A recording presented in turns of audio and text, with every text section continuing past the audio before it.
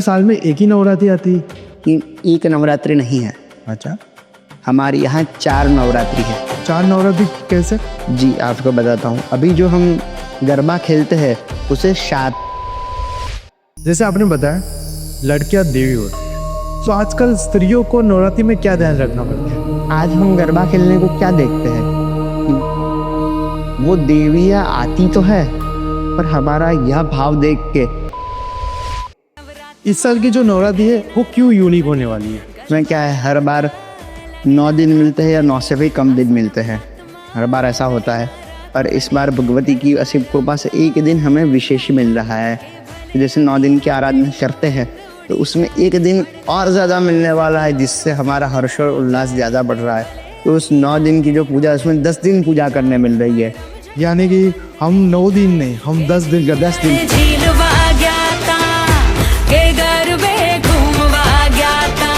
तो नवरात्रि के 9 दिन विशेष क्यों है? 9 दिन ये विशेष क्यों है? इसमें ना शक्ति आराधना है। देवी ने युद्ध किया है, किसके साथ?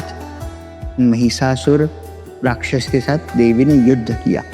वो जो देवी का स्वरूप है, वो देवियों ने 9 दिन अलग अलग।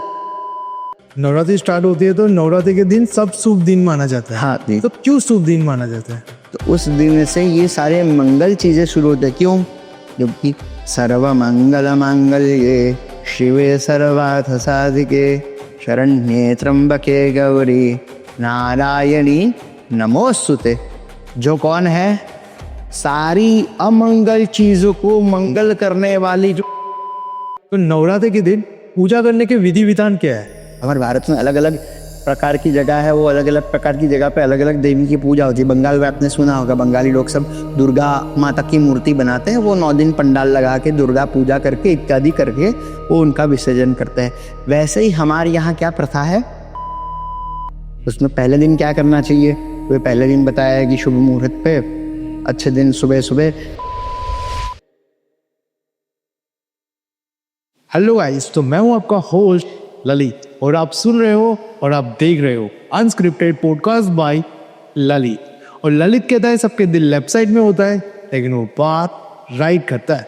और मेरे इस पॉडकास्ट में सब लोग राइट बात करते हैं, क्योंकि सबके सब दिल से बात करते हैं।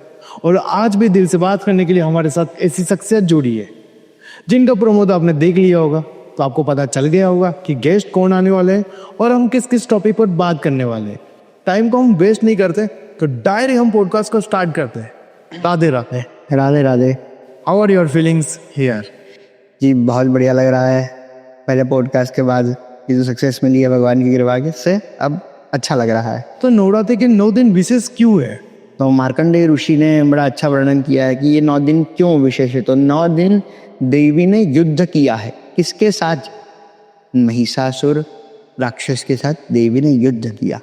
वो जो देवी का स्वरूप है, वो देवियों ने 9 दिन अलग अलग स्वरूप धारण किए। मतलब ये जो 9 दिन है ना ललित जी, वो 9 दिन में देवी की उपासना करते करते देवी 9वें दिन क्या करती है उसके भक्त के ऊपर? तो देवी 9वें दिन भक्त के ऊपर रीझ कर भक्त को क्या देती है? वो सिद्धि प्रदान करती है। सिद्धि का अर्थ क्या है?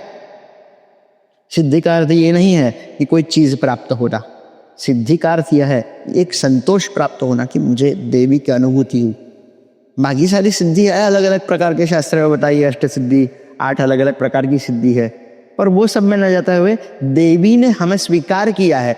वो जो सुकृति का जो भाव है और आनंद है, वो 9वीं के दिन प्राप्त होता है। नवम सिद्धदात्री च नव दुर्गा प्रकीर्तिता।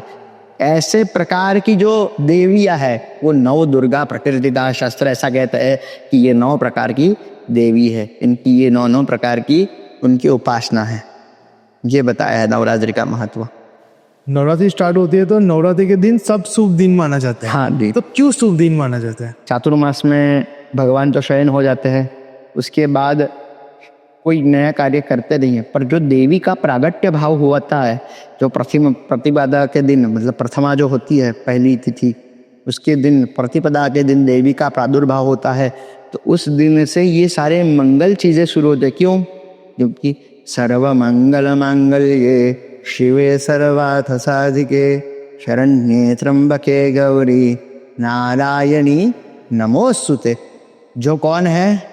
सारी अमंगल चीजों को मंगल करने वाली जो देवी है, वो देवी की उपासना बताइए। इसलिए जो पहले दिन से जो नवरात्र शुरू होती है, घट स्थापना इत्यादि जो नवरात्र, इसलिए वो देवी क्या है? सारी अमंगल चीजों का नाश करने वाली है और सारी मंगल चीजों की प्रदायिनी है। इसलिए वो देवी को क्या कहा है? सर्व अमंगल मांगल्ये, सर्व मंगल मांगल्ये शिवे सर्वार्थ साधिके, ऐसी देवी है। इसीलिए ये जो नवरात्र शुरू होती है ना, तो उस नवरात्र की शुरुआत से ही क्या बताया है कि भाई उस दिन से सारे शुभ चीजें शुरू होती है। तो नवरात्र के दिन पूजा करने के विधि विधान क्या है? सबसे पहला जो दिन है प्रतिपदा के दिन, उस दिन घट स्थापना होती है। कई जगह पे आपने देखा होगा कि घट स्थापना का अर्थ ये है, उसमें भी देवी की प्राकृतिक पूजा है। कोई मूर्ति इत्यादि की पूजा करनी है ये नहीं, मतलब करते भी है कई जगह पे। हमारे भारत में अलग अलग प्रकार की जगह है, वो अलग अलग प्रकार की जगह पे अलग अलग देवी की पूजा होती है। बंगाल में आपने सुना होगा, बंगाली लोग सब दुर्गा माता की मूर्ति बनाते हैं, वो 9 दिन पंडाल लगा के दुर्गा पूजा करके इत्यादि करके वो उनका विसर्जन करते हैं। वैसे ही हमारे यहाँ क्या प्रथा है, सबसे प्रचलित प्रथा है को आपने सुना होगा, प्राकृतिक स्वरूप का देवी, मतलब जो जितने भी बड़े बड़े मंदिर है ना, वहाँ पे जो देवी के छोटे यंत्र इत्यादि होते हैं वो सारे गुप्त स्थान में चले जाते हैं। और वो जो जगह है वहाँ पे देवी का प्राकृतिक, आपने जवारा सुना होगा, जो हमारे यहाँ ट्रेंडिंग है, वो क्या है? मिट्टी के अंदर जो गेहूं के दाने हैं इत्यादि, वो सारे दाने मिक्स करके, खाद मिक्स करके उसका जतन करके, उसको पानी वानी डाल के उसको रखते हैं।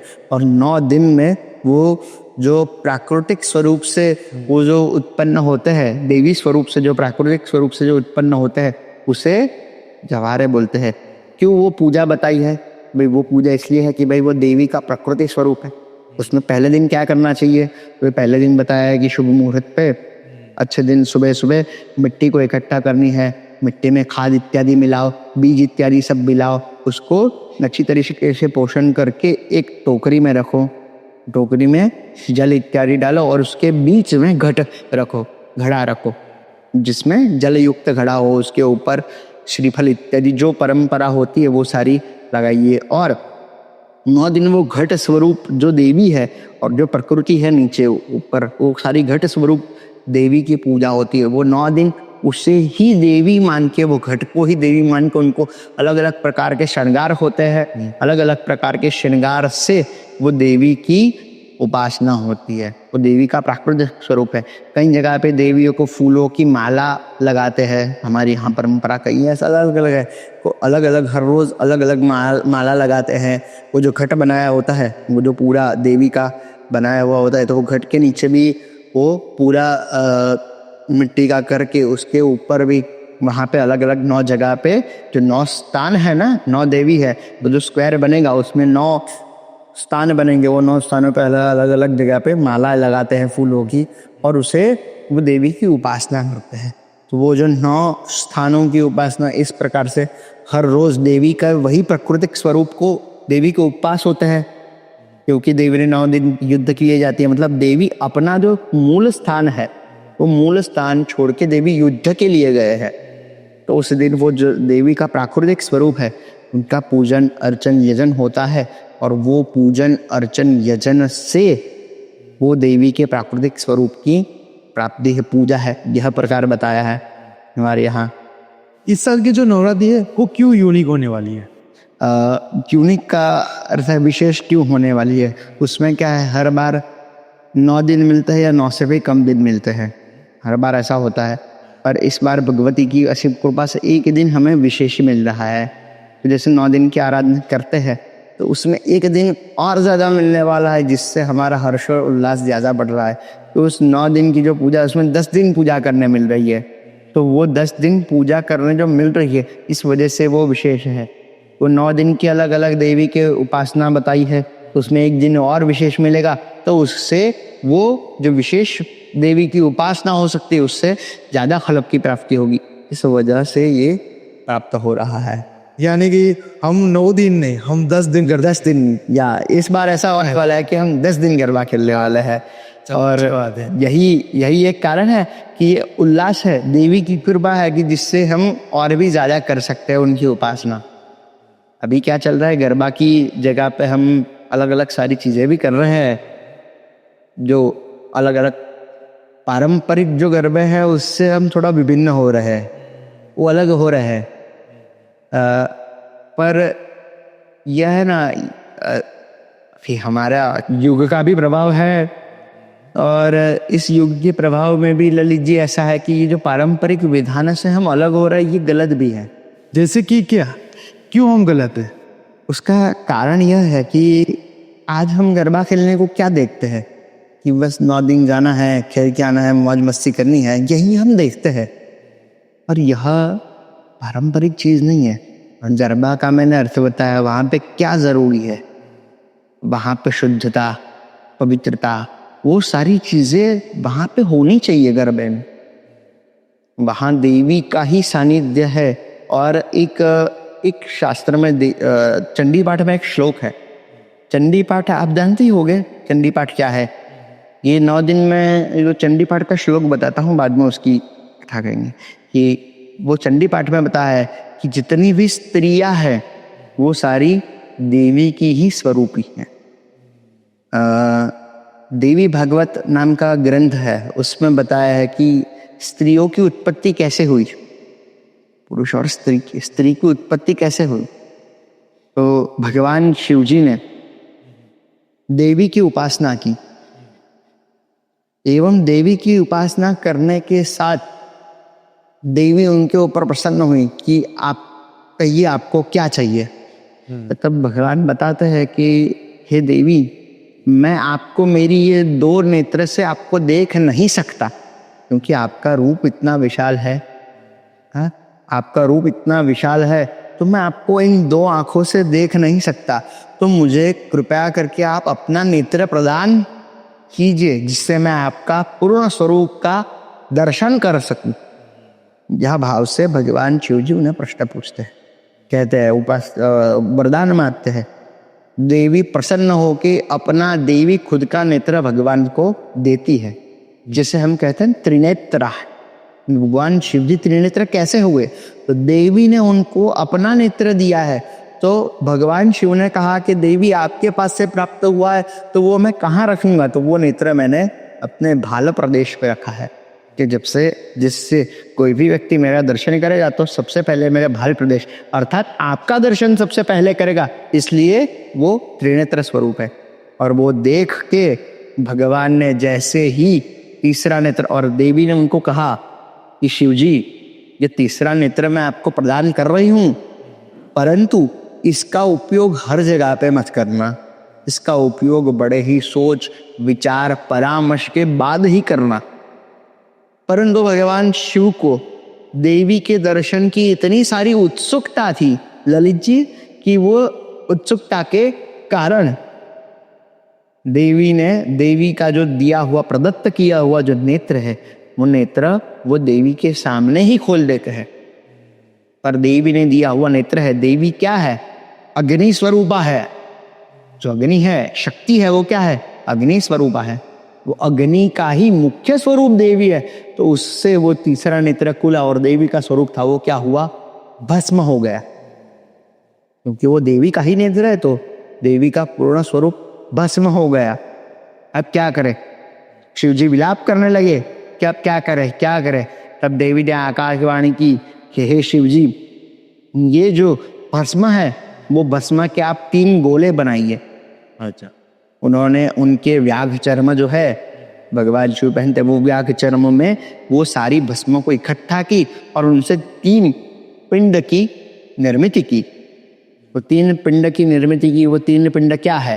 तो भाई, एक पिंड दिया भगवान विष्णु को, दूसरा पिंड दिया भगवान ब्रह्मा जी को, तीसरा पिंड खुद रखा। तो पहला पिंड दिया वो क्या हुआ? महालक्ष्मी देवी। दूसरा पिंड दिया वो क्या हुआ? वो सरस्वती, महासरस्वती देवी। और तीसरा पिंड हुआ, उससे क्या हुआ? पार्वती देवी। ये तीनों देवी की संरचना ऐसी हुई। और अन्यथा जितना भी जो राख बची हुई थी उनके व्याघ्र चर्म में, उन्होंने वैसा पूरा व्याघ्र चर्म ऐसा उन्होंने छोड़ दिया, वैसा उन्होंने जो व्याघ्र चर्म था किया। तो उससे निकले हुई जो भस्म की जो छोटी छोटी ये थी भस्म जो उड़ी, तो उड़ने से पृथ्वी पे गई और उससे सारी स्त्रियों का निर्माण हुआ। अभी हमारा जो चल रहा है गरबा सब अलग रीत से कर रहे हैं, पर ये गलत है। गरबा करना क्या है, वो सारे देवियाँ है और वो देवियों की उपासना करनी है, इसलिए ये सब हो रहा है। जैसे आपने बताया लड़कियां देवी होती हैं, तो आजकल स्त्रियों को नवरात्रि में क्या ध्यान रखना पड़ता है? ऐसे जो शुभ दिन है, अच्छे अच्छे त्यौहार आते हैं, वो त्यौहार के दिन हो सके तो झगड़ा ना करे, हो सके तो किसी को डांटे नहीं, किसी का बुरा भुला ना बोले, जिससे क्या है कि वो जो देवी हमारे यहाँ आती है तो वो देवी भी आई हुई देवी भी हमें आशीर्वाद दे के एवं समृद्धि प्रदान करके जाए। वो देवियाँ आती तो है पर हमारा यह भाव देख के देवी भी दुखी होके जाती है कि भाई यहाँ पे तो झगड़े चल रहे हैं, यहाँ पे तो क्लेश चल रहे हैं, तो उस वजह से देवी वो आशीर्वाद देती नहीं है। क्यों आशीर्वाद कैसे देगी ना देवी, क्योंकि ये तो चल रहे झगड़े चल रहे हैं, देवी वो दुखी होके जाते हैं। क्या मेरे उत्सव के दिन है, उत्सव करना है, वो उत्सव में भी आप झगड़े कर रहे हो? ये सब बहुत महत्व की चीज़ है, ऐसी छोटी छोटी चीज़ें, पर इसका ध्यान रखना बड़ा आवश्यक है। नवरात्रि साल में एक बार क्यों होती है? आपको भी ऐसा लग रहा है कि नवरात्रि एक ही बार आती है? ललित जी, ये आपके माध्यम से सबको बताना चाहेंगे हम कि एक नवरात्रि नहीं है। अच्छा, हमारे यहाँ 4 नवरात्रि है। ओके, तो 4 नवरात्रि कैसे? जी आपको बताता हूँ। अभी जो हम गरबा खेलते हैं उसे शारदीय नवरात्र कहते हैं। शारदीय नवरात्र शरद काल में होने वाली जो नवरात्रि है। दूसरी है वो चैत्रीय नवरात्र है, चैत्र महीने में होती है, वो चैत्रीय नवरात्र है। उसके साथ अन्य 2 नवरात्र है वो गुप्त है। चैत्र नवरात्र भी प्रचलित है काफ़ी हद तक, पर अन्य जो 2 है वो गुप्त है। उसमें सबसे पहली नवरात्र है आषाढ़ महीने की, आषाढ़ी नवरात्रि बोलते हैं उसे। वो आषाढ़ की प्रतिपदा से लेके 9वीं तक का उत्सव आता है, वो आषाढ़ी नवरात्रि, उसे गुप्त नवरात्रि कहते हैं। उसमें उपासना करनी है, उसमें देवी का यजन पूजन करना है। और वो गुप्त क्यों है कि जितना ये जो पूजा अर्चन जो हम करते हैं ना, वो ललित जी जितना गुप्त रहेगा ना उतना ही वो फलेगा और फूलेगा। जैसे बीज है, हम जमीन में बोते हैं तो उसके ऊपर जो जमीन का आवरण है तो उससे वो फूलता है और फलता है। अन्यथा बाहर रखो तो वो फूलेगा नहीं, जमीन में जाएगा, उष्णता में वो पकेगा और पकने के बाद वो फूलेगा। उसी तरह से ये गुप्त नवरात्रि एक बताई है आषाढ़ की एवं पोष महीने की। हमारे यहाँ जो कार्तिक मास नया साल आता है, दीपावली, उसके बाद पोष महीना आता है, बराबर। वो कार्तिक माक्षर और पोष, कार्तिक महीना, मार्गशीर्ष महीना एवं पोष महीना, जो पोष महीना आता है वो पोष महीने में शाकंभरी नवरात्रि शुरू होती है। शाकंभरी नवरात्रि की एक विशेषता है कि एक बार ऐसा हुआ कि एक बार दुकाल पड़ा, परिस्थिति ऐसी हो गई थी कि लोगों को खाने के लिए अन्न, फल इत्यादि कोई भी चीज प्राप्त नहीं हो रही थी। लोगों की परिस्थिति ऐसी हो गई है कि अब लोग नरभक्षी बनने को आए हैं। अच्छा, तब तक की परिस्थिति हो गई, अब पानी ही नहीं बचा पृथ्वी पे, तब करे। तो तब देवी की प्रार्थना की गई, देवी को प्रार्थना की, सब लोगों ने मिलके, सब देवी ने उन्हें आश्वस्त किया कि मैं स्वयं वर्षा स्वरूप से आऊंगी। तो कैसी वर्षा? तो कि हरित वर्षा, जो सब्जियां है उनकी वर्षा। तो शाकंभरी, शाक को देने वाली, शाक की परिपूर्ति, शाक मतलब सब्जियां, सब्जियों की परिपूर्ति करने वाली जो देवी है उसका नाम शाकंभरी देवी, ऐसा कहा।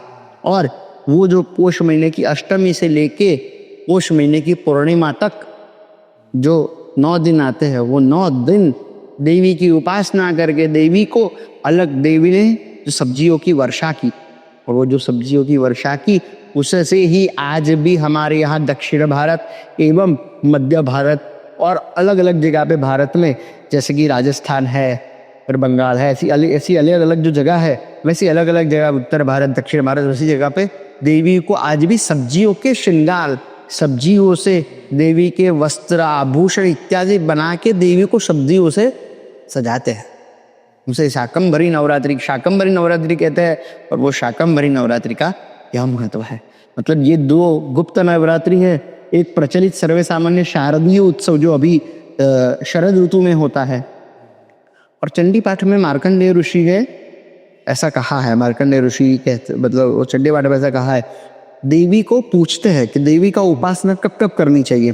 तम्याम च चतुर्दश्याम नवम्याम चेकते दशी, अष्टमी के दिन, चतुर्दशी के दिन, नवमी के दिन जो भी व्यक्ति मेरा उपासना करता है उसे विशेष फल की प्राप्ति होती है। फिर क्या कहा है, शरद काले महापूजा याच देवी वार्षिकी। जो शरद ऋतु है ना, ये क्या है आपको बताता हूँ। शरद ऋतु का जो अश्विन महीना जो है हमारा, वो संपन्न होगा। वो हमारे जो सनातनीय कैलेंडर है उसकी जो शुरुआत है वो कार्तिक महीने से होती है, और उसका अंत है वो अश्विन महीने से होता है। ये मतलब ये जो अश्विन महीना है, इसमें ही अश्विन मास की आसो नवरात्रि आपने सुना होगा, वो शारदीय नवरात्रि। वो क्या है कि शरद ऋतु में शुरू होने वाली नवरात्रि से देवी कहते हैं शरद काले महापूजा याच देवी वार्षिकी, कि शरद काल में की हुई पूजा का फल पूरे वर्ष आने वाले, क्योंकि ये लास्ट महीना है, ये लास्ट महीने में होने वाली पूजा है, उसका फल पूरे साल तक मिलता है। इसलिए आपने देखा होगा कि ये जो प्रचलित नवरात्रि है हमारी, ये शरद काल की, ये शरद काल की अश्विन मास की नवरात्रि में लोग ज्यादा पूजा, यज्ञ, याग, होम, हवन आदि करवाते हैं। उसका यह कारण है कि उस समय में की हुई उपासना, उस समय में की हुई पूजा पद्धति जो भी आप करते हो वो पूरे साल तक का फल देती है। इसलिए ये 9 दिन बड़े महत्व के बताए हैं, इसलिए ये पूजा बताई है, शरद काल की पूजा पूरे वर्ष। इसमें आप क्या क्या करवा सकते हो, तो आप चंडी पाठ करवाइए घर पे पंडितों को बुलवा के, उसमें भी चंडी पाठ के क्रम बताए हैं कैसे करना है। आपको खुद को करना है तो आप खुद भी कर सकते हो, पर शास्त्र में ऐसा कहा है कि चंडी पाठ या ऐसी कोई भी शास्त्रीय विधान करना वो पंडित जी को बुलाइए। अभी लोगों ने ऐसा भी शुरू कर दिया कि खुद, वो क्या है कि बुक लेके आते हैं, खुद पढ़ लेते हैं, या तो फिर खुद यूट्यूब पे या इसके ऊपर सब चला लेते हैं। पर यह एक विधान गलत है। उसका कारण यह है कि एक शास्त्र का श्लोक है चंडी पाठ का ही, भार्याम रक्षतु भैरवी। भार्या का अर्थ है पत्नी का रक्षण करने वाली जो देवी है वो भैरवी है। देवी का जो कवच है उसमें बताया है कि भार्या का रक्षण करने वाली देवी भैरवी देवी है। अभी वो र की जगह भ बोल दिया तो कोई भी चीज का एक भी अनुस्वार प्लस माइनस हुआ तो वो अर्थ का अनर्थ हो जाता है, क्योंकि ये जो संस्कृत भाषा है ना वो बड़ी व्याकरणीय भाषा है, और वो जो ग्रंथ रचे गए हैं वो हमारे ही संस्कृत के बड़े प्रकांड पंडितों द्वारा, बड़े ऋषि मुनियों ने हजारों साल तक देवों की तपस्या की, और उसके बाद उन्हें वो देवियों का साक्षात्कार हुआ, और उसके बाद उन्होंने ये सारे ग्रंथों की रचना की। तो ये कारणवश हर बार ऐसा करना चाहिए कि भाई नवरात्रि में आप अच्छे पंडितों को बुलाइए, हर रोज पाठ करवाइए, नवमी के दिन या अष्टमी के दिन परंपरा अनुसार आप होम करवाइए, नवमी के दिन देवी का नैवेद्य, दशमी के दिन देवी का नैवेद्य इत्यादि करवा के अच्छी अच्छी पूजा करवाइए। आप नवचंडी करवा सकते हो, इस दिन में शतचंडी करवा सकते हो, ऐसे अलग अलग आप कार्य करवा सकते हो। अभी लोग क्या करते हैं, स्वतः ही ले आते हैं पुस्तक, स्वतः ही पढ़ लेते हैं, या यूट्यूब पे चला दिया, या ये कर लिया या वो कर लिया। ये विधिवत प्रमाण नहीं है, उसमें आपको हमेशा ध्यान रखना है, क्योंकि उसके जो संधिया बताई है वो गुरुमुख होने के अलावा आप बोल ही नहीं पाओगे। उसके कई सारे ऐसे श्लोक हैं जिसके लिए आपको गुरुमुख होना जरूरी है। तो गुरुमुख नहीं होगा तो आप उसका प्रोनाउंसिएशन प्रॉपरली नहीं कर पाओगे। जो होना चाहिए उस विधिवत पद्धति से वो उच्चारण नहीं होगा। वो न होने के कारण वो जो ऋषि है जिसने ये बनाया है, वो ऋषि श्राप देते एवं देवता भी उसको श्राप देते। इसलिए पूरा जान के करना नहीं। आपसे बात कर कर हमें बहुत अच्छा लगा। जितने भी मेरे प्रश्न थे वो सारे के सारे प्रश्न के आपने आंसर बहुत अच्छे दिए। तो मेरे यूट्यूब के जो व्यूअर्स है उसके लिए आप कुछ कहना चाहते हो?